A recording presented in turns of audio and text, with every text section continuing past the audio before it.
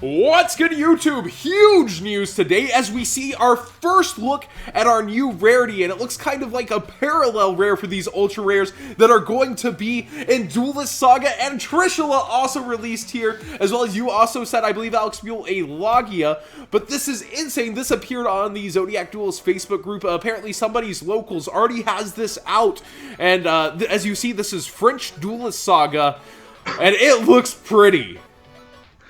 Yeah, it's really funny because for a long time we were pretty much in the dark as for what was going to be in the set. They weren't really talking about it that much, but they gave a few hints. After this, given the rarity and the fact that Trish was in it, we can assume that it's from the 20th anniversary pack. Basically, if you follow Japan at all, Yu-Gi-Oh! Turned 20 years old, the anime did last year, so what they've been doing is they've been remaking, like, older cards in a new parallel rare. Most of them were, they were either tournament relevant or important to the anime, and it was a 100-card set of reprints with 20 new cards. So right off the bat, when I talk about new cards like Diebound Colonel and Harpy's Featherstorm, this is where it came from. And the fact that they confirmed TRISHULA as well as Evil Star Logia in a press conference yesterday, it's more than likely going to mean that all the other reprints that were in Duelist Saga or the 20th anniversary pack are going to be in here as well. It looks like we also have a new announcement for a card from Italian Yu-Gi-Oh! Here. This is Duelist Saga Powerwall Trap card. When your opponent would take battle damage from an opponent's attacking monster, during damage calculation, send cards from the top of your deck to the graveyard until the number of the sent cards is 500x greater than or equal to the amount of battle damage you would have taken, and make the battle damage you take from this battle 0. Yeah. So, an insane, like, kind of negate attack that also mills from your deck. Yeah, it's also more fuel to the fire that this is the 20th anniversary pack, because Powerwall was actually in the second wave of the 20th anniversary pack. Ooh, and another one. It looks like a Vision Hero. Vision Hero Vion, Attribute Dark, types Warrior/Effect, level 4, attack and defense 1000/1200. If this card is normal summoned or special summoned, you can send one hero monster from your deck to the graveyard. You can only activate this effect once per turn. Once per turn, you can banish one hero monster from your graveyard and add a polymerization from your deck to your hand. Yeah, that's actually from the Premium Pack 18. A lot of YouTubers aren't talking about this, but if you look in the past, every March with H Gold Series, we've gotten the OCG's Premium Pack, which is basically like a special pack for like anime cards and stuff like that. Some important cards out of it include like Beals and something like that, but usually we'd get it in a gold, but there isn't a gold this year, so what it seems to imply what they're doing is they're giving us the imports here, because there's 40 new cards in total. So, what 3 packs are these? There's 2 anniversary packs and a premium pack here? Yes, Premium Pack 18 and 20th Anniversary Pack first and second wave. So obviously some cards are going to be missing because it's so many packs, and we have 40 new cards and 60 reprints to shove through 3 sets? Yeah, well the thing is, all the Premium Packs, they're exclusively new cards, and there are 20 new cards in total, so if you combine them with the 10 new cards from each 20th Anniversary Pack, it equals up to 40, which is the perfect amount to import them all. But both 20th Anniversary Packs, if you add them up, there's a total of 102 cards. Now, some of the Japanese metagame is obviously very different from ours, and as a result, they have cards that we don't. Some of the cards included in their pack that I'm pretty sure we won't get include like Cyberstein, Morphing Jar, Feather Duster. But there's actually 8 of them that more than likely won't be transitioned over because, like I said, they're banned over here and they're not over there. But I've also noticed that Konami doesn't like to reprint like reprinted cards within the span of the dueling season. Like outside of cards like MST and every structure deck, it doesn't make sense to reprint Ghost Ogre, for example, in like a special edition pack, then 2 months later be like, oh hey, another one. Or a more relevant example is Lone Fire Blossom. It was in Fusion Forces last month, and it was technically in the 20th anniversary pack, so I'm pretty sure we won't get it in there as well. Ooh, this could be a rarity. This could be a rarity that Cyber Dragon's getting that MST's not getting. Yeah. That's kind of cool. There's a lot of really great stuff in it. Wow, but, so a huge thing that you actually mentioned is the possibility of Artifact Sanctum here being real. Yes. It was in the second wave of the OCG's pack alongside TRISHULA and Logia, so it isn't too far-fetched to assume that it's going to be in here, especially because it's been almost 2 years now since a reprint. And you said Logia has also been somewhat confirmed, right?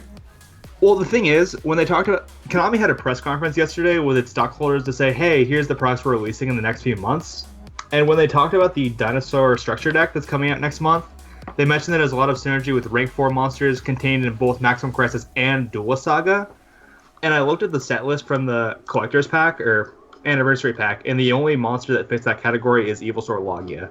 So I think it's fair to assume they're going to keep it over. So the guy who bought some packs may have some more pictures for us coming up soon of the cards, but Trishula is definitely a huge one. Reston Memes Kamina Cat, you left a little early because this is your card, but I know a lot of collectors love Trish, and another rarity is so nice because the price is so high on him right now, and I expect to see it tank almost immediately, like a bit, because it should be interesting, the ratios though. We get 3 new cards a pack and 2 reprints, so the reprints are actually going to be way harder to get. It's a little tricky of them. You would figure the ratio would be the other way, right?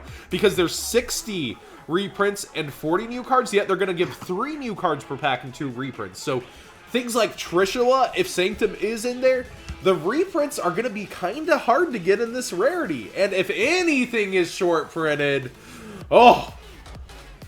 Yeah, but given the fact that it's ultra rare, much like the past gold series were all gold rare, it shouldn't be as bad. I mean, I say that when Dagasta Emerald is currently 30 for the gold rare, but in theory, there should be several in circulation. Well, unlike gold rares where they have the secret rare, I think everything in the pack is supposed to be this brand new rarity, yes. This brand it's, new ultra parallel rare.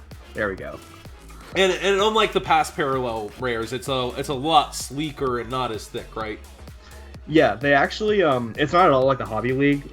They made it especially so you can play it in tournaments. It's not gonna like warp as badly as they did. But they actually did a test run a few weeks ago. People might not know about that with the latest star pack. The foiling is actually different in how it looks on the card. Because in the past, if you shine the light on it, you could see like the indentations for the stars. But like with the most recent one, it's just a clean like gloss slate. So I'm pretty sure it was just like a test to see how it would look for this. So do we have a list to pull up here of all the premium pack / anniversary pack? Which anniversary pack is it? 20th anniversary pack first wave and 20th anniversary pack second wave. Wave 1. So we'll name some cards off the top of your head that are in the second wave. Well, actually here I have the spoiler. We'll screen capture this, boys. And see what all is in here so we can speculate a little. Like we said, some stuff has to be missing, right? But we should get a 22 cards in total. We should get a decent amount. So here is Wave 1 if we're going through. And a lot of people speculated this and it just seems right. So let's see here. Blue Eyes was there. Let's see here. Passionate Duelist, Chaos Scepter, Blast, Dialbound Colonel was there as well. Harpy's Honesty Neos was there as well. So just looking like it's being confirmed that a lot of this is going to be from there. Exodia the Forbidden One, that would be cool in this rarity. Magician of Faith, ooh, that would be nice. Jinzo, there's a lot of GOAT cards in here, kind of. Mirror Force, Royal Decree, Imperial Order. Ooh, Necro Valley. Could we be seeing the Necro Valley errata in this pack? This was actually where the OCG received their errata, so it isn't too far-fetched to assume that we'll also get it. That would power up Necro Valley so big. This would really hurt Paleo, wouldn't it? It would. Speaking of erratas, once we're done with the list, too, there's also some important tidbits regarding the set. As far as the erratas go, that might be something to look out for. So more and more it's looking confirmed to be this way. BLS is in here and Chaos Imp. Those pretty iconic cards.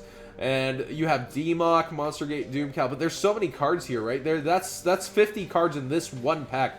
Geyseris, JD, Honest.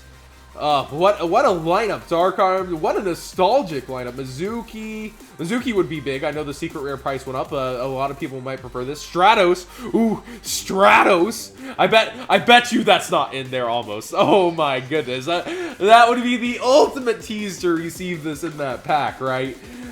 Yeah. The second wave also definitely has a ton of great stuff too. It's got like Vanity's Emptiness, A Hero Lives, Formula Synchron, Solemn Warning, Pot of Duality. Cards that, like, they may not necessarily need the reprint, but just being able to see them in this new Ultra Parallel Rare is definitely something to get excited And for. Contract with Dawn 1000 is in here, and they did allude the influence of Dawn 1000 would be in here. Contract with Dawn 1000 is an insane card. Do you know what that card does, Alex Buell? Yes, you draw a card, both players draw a card, reveal it, and while they do, they can't activate spell cards, I believe. Oh no, it gets a little worse than that. So yeah, each player from then on, whenever they draw, they have to keep those cards revealed as well. And they cannot normal summon while players are revealing a spell card by this effect, they cannot normal summon or set monsters. Ooh. Yeah. Ooh. That's really spicy. Because Vanity's Emptiness wasn't bad enough. No, and it's a field spell, right? No, it's continuous. Oh, I was going to say, if you can play Terraforming, that's going to get a little ridiculous. Yeah. So let's see here. We Rescue Cat. Ooh, please bring it back with the errata. So I know all the rescue support's coming back. That would be really cool.